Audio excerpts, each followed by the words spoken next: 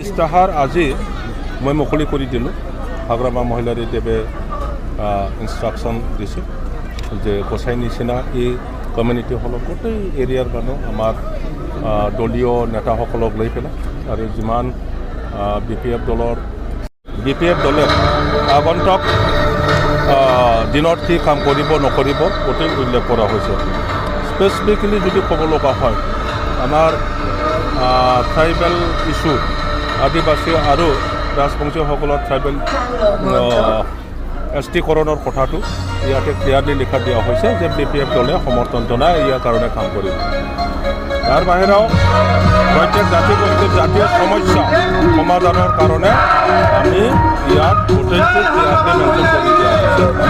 আৰু ভাৰত চৰকাৰে যিটো চিন্তা কৰিছে মহিলাসকলৰ কাৰণে পলিটিকেল 33% যিটো ৰিজাৰ্ভেশ্যনৰ কথা সেইটো আমি সমৰ্থন কৰোঁ আৰু সেই হিচাপে ইস্তাহাৰত মেনশ্যন কৰা হৈছে।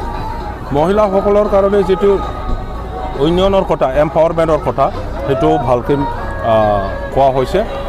আৰু আশা কৰ্মী ৰান্ধনী আৰু অংগনবাদী ৱাৰ্কাৰসকলৰ কাৰণে সিহঁতৰ বেতন বঢ়োৱাৰ কথা তাতে ক্লিয়াৰলি মেনশ্যন কৰা হৈছে। তাৰ বাহিৰেও অঞ্চলৰ বিভিন্ন আন্তঃগাঁথনি নিৰ্মাণৰ কথা আমি উল্লেখ কৰিছোঁ। ইয়াৰ মাজত বিশেষকৈ উল্টাপানী আৰু সৰলপাৰা এলেকাত যি কাৰেণ্টৰ অভাৱ এতিয়াও কাৰেণ্ট নাই, এই কাৰেণ্টটো বি পি এফ দলে যেনে প্ৰকাৰে আমি তাতে কাৰেণ্ট দিয়াৰ ব্যৱস্থা কৰিম বুলি আমাৰ প্ৰতিশ্ৰুতি আছে। তো তেনেকুৱা বহুতো মেজৰ বি টি চিৰ অৰ্থনৈতিক আন্তঃগাঁথনি নিৰ্মাণৰ কথা আমি মেনশ্যন কৰিছোঁ।